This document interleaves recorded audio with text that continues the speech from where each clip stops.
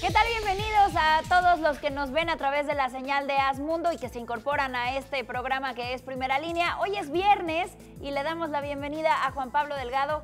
¿Cómo estás, Juan Pablo? Yo muy bien, Maite, muchas gracias. Bienvenido. Vamos a hablar, como lo había adelantado, ya sé que hemos hablado en diferentes ocasiones del conflicto armado en Medio Oriente, hemos hablado de Siria específicamente en torno a lo que sucede con esta situación de los niños que son reclutados por la guerra.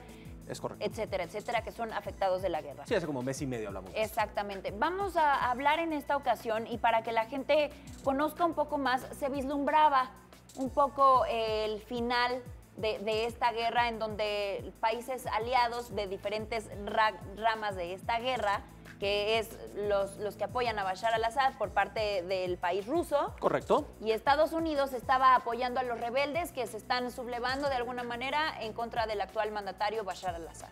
En términos muy generales, tienes toda la razón, Baitiare. Sí, para contextualizar al auditorio, ya hemos hablado de esto, la guerra en Siria lleva 5 años y medio, entonces, bueno, hay tela de dónde cortar al hablar de este tema, pero precisamente en las últimas semanas han habido acontecimientos que valen la pena recalcar, no nada más por lo trágico de la situación en Siria, sino por las consecuencias geopolíticas que esto causa. Ahora bien, contextualicemos, señores, por si alguien ya perdió el hilo, no ha estado siguiendo las noticias. La guerra civil en Siria lleva 5 años y medio, han muerto cerca de 400,000 personas, 12 millones han sido desplazadas de sus hogares a otros países o dentro del país, que por si a alguien no le suena esta cifra es la mitad de la población. Ahora bien, tú mencionabas a los equipos que están involucrados. Si queremos partir en dos esta guerra, de manera muy burda, porque luego, ¿para qué andarnos haciendo bolas? Está el gobierno central de Bashar al-Assad, que tiene a un gran amigo, que son los rusos, con el presidente Vladimir Putin. Bashar al-Assad, que tiene una dictadura completamente en Siria. Tirano totalmente. Su padre gobernó a Siria por cerca de 30 años. Cuando muere, como buen tirano, pues le deja el poder a su hijo y pues ya ves como el gallinero se le hizo pues un desastre, ¿no? En su país. En el equipo contrario, los yanquis, el equipo gringo apoyando a estos rebeldes que, como bien indicabas, Baitiare, se sublevan desde el 2011 por la dictadura de Bashar al-Assad, por la falta de atención del gobierno a sus intereses, peticiones, no había comida, había una sequía tremenda por el calentamiento global y demás. Entonces, así va la guerra. Ya hemos hablado de las catástrofes con los niños y demás, pero hace un par de semanas, de pronto, una luz al final del túnel. Estados Unidos y Rusia se sientan en una mesa durante varias semanas y dicen, creo que podemos llegar a un alto al fuego.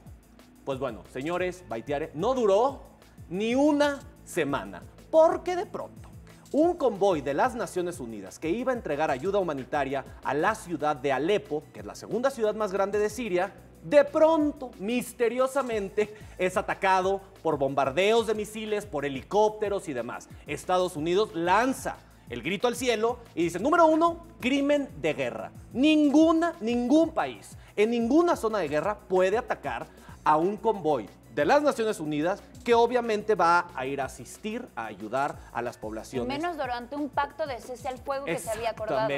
Exactamente. Entonces no solamente es un crimen de guerra, no solamente atacaron a la ONU, Rusia se hizo tonto. Y dice, a ver, nosotros no fuimos, nosotros somos inocentes, ni estábamos en la zona. Fuiste tú, Estados Unidos. Estados Unidos dice, a mí no me vienes con esos cuentos. Tenemos imágenes satelitales, tenemos imágenes infrarrojas y vimos que cierto tipo de aviones salieron de las bases donde están tus fuerzas militares, entonces tú eres el culpable. Rusia se indigna, se ofende y dice, ¿sabes qué? Creo que no nos vamos a poder entender. Estados Unidos dice, estoy muy de acuerdo. Rusia, rompen indefinidamente todo tipo de negociaciones para lograr este acuerdo de paz que apenas comenzaba a gestarse. Y se le conoce como la guerra tibia. Es lo que muchos están indicando, que esto es que las relaciones entre Rusia y Estados Unidos están en su punto más bajo desde que existía el comunismo, desde la Guerra Fría. Entonces, este nuevo capítulo es una pequeña guerra fría o una guerra tibia, por así decirlo. Vamos a hablar de la importancia de la ciudad de Alepo, porque para muchas personas que no lo saben, la capital de Siria es Damasco. Correcto. Sin embargo, uno de los puntos estratégicos de este conflicto armado ha sido Alepo, en donde en estos bombardeos también han destruido hospitales, que son donde se atienden a los civiles heridos de guerra, sí, donde los Médicos Sin Fronteras, que son quienes han acudido a este lugar, han perdido la vida por tratar de ayudar a la población en Siria. ¿Qué pasa con Alepo? ¿Por qué el interés en esta ciudad?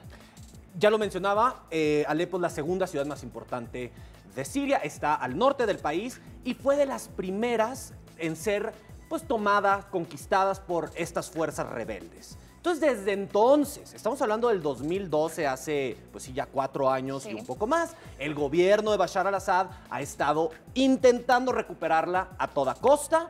No lo ha logrado, obviamente, con un frente militar tan amplio, donde el Estado Islámico, que también anda ahí involucrado, y otros grupos rebeldes, pues el ejército de Siria estaba demasiado extendido, no podían avanzar en Alepo. La ciudad quedó desde entonces dividida en 2 partes. En el lado oeste, las fuerzas del gobierno, que controlan esa parte de la ciudad, y del lado este, las fuerzas rebeldes que tienen su bastión y no lo quieren dejar, no lo quieren ceder.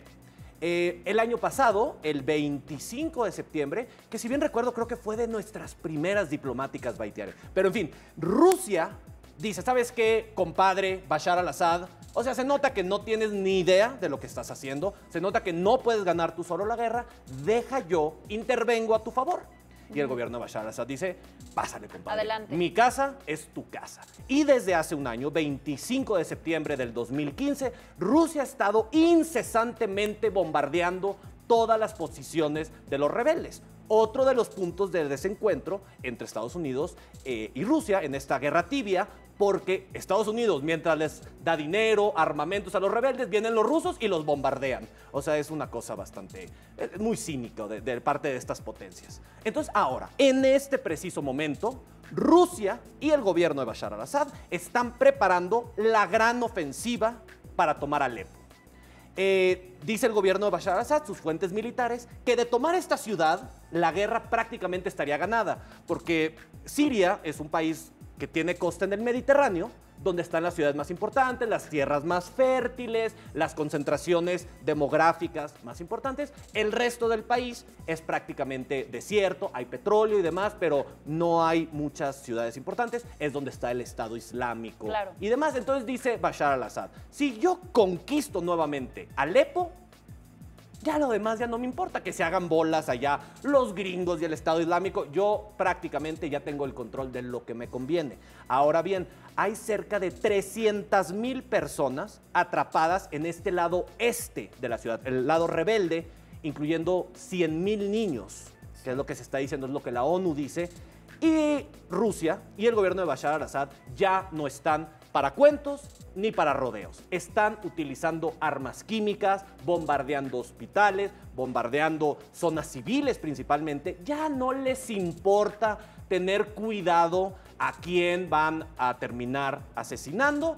Ellos lo que quieren es aplastar a cualquier tipo de disidencia de grupos rebeldes, tomar esta ciudad y dar por ganada la guerra. Ahora bien, los atropellos a los derechos humanos, incontables, Baitiare. A la orden del día. Sí, y basta con que las personas, con que pongan el nombre de Alepo en Google o en cualquier buscador de internet, van a ver las ruinas en las cuales se encuentra esta ciudad. No existe edificio intacto.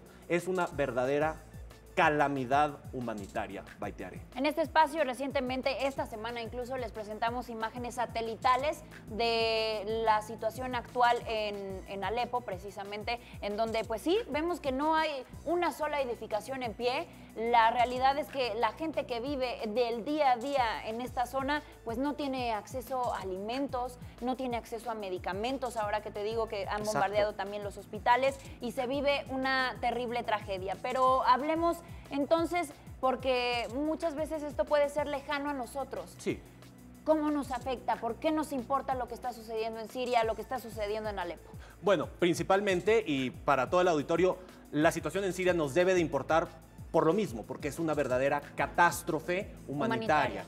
Entonces, nada más por eso debería de estar en la mente de todos nosotros, deberíamos de presionar a nuestros gobiernos para que se involucren. Exacto, para que en las Naciones Unidas o así alcen su voz y le pongan un alto a esta masacre que se está generando tanto en Siria, pero principalmente, como mencionábamos, en Alepo.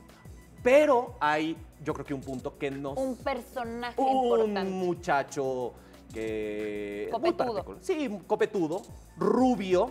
No, el candidato a la presidencia de Estados Unidos, Donald Trump, ha externalizado numerosas veces su aprecio y admiración al presidente de Rusia, Vladimir Putin. Claro. Hay que recordar que durante la administración de Obama ha habido una serie de desencuentros, no nada más este de Siria, del alto al fuego, la nueva guerra tibia, sino la invasión al país Georgia en Asia Central en el 2008, la invasión a Ucrania en el 2014. Rusia, como su economía se está debilitando cada vez más por las sanciones impuestas por el gobierno estadounidense, entonces lanza una campaña muy agresiva en su zona de influencia, Ucrania, Georgia, ahora Siria. Y no sabemos qué otras intenciones tenga. Entonces Donald Trump ha dicho numerosas veces, también lo pueden buscar, cómo a él le interesaría trabajar de manera muy cercana, casi amistosa, de compadres entre él y Vladimir Putin si llegara a la presidencia. Ahora bien, ha dicho también que los países de la OTAN, esta alianza militar europea, que Donald Trump no los apoyaría de así nada más, de buenas a primeras, que todo mundo debe de pagar su cuota justa cambio, y claro. demás. Y dice, si Rusia llegara a lanzar alguna agresión hacia esos países, habría que ver si yo los defendería, Estados Unidos. Imagínate cómo está ahora el presidente de Rusia, frotándose las manos, esperando a que este orangután ignorante, racista, llegue a la presidencia para poder precisamente, yo creo, lanzar todavía acciones más agresivas, más desestabilizadoras, no solo en el Medio Oriente, en Europa incluso. Y bueno, las consecuencias de esto serían pues inimaginables, supongo. Juan Pablo, hay debate este domingo, hay que Es escuchar correcto. lo que tiene que decir Donald Trump en este debate. Ya se tocó el tema de la seguridad de los Estados Unidos, sin embargo, pues bueno, veremos si se manifiesta en torno a este tema. Tengo entendido que el debate, uno de los ejes centrales es precisamente política exterior, donde Hillary Clinton, secretaria de Estado que ha viajado a 112 países, negociado todo tipo de tratados contra este orangután ignorante, que a ver qué barbaridades dice. Es el domingo, señores, no se lo vayan a ver. Seguramente estaremos hablando de eso la próxima semana. Indudablemente. Gracias, Juan Baiteare. Pablo. Por nada, Baiteare. Vamos a continuar con noticias internacionales porque el Centro Nacional de Huracanes asegura que Matthew es el meteoro más potente que ha golpeado esa zona en décadas.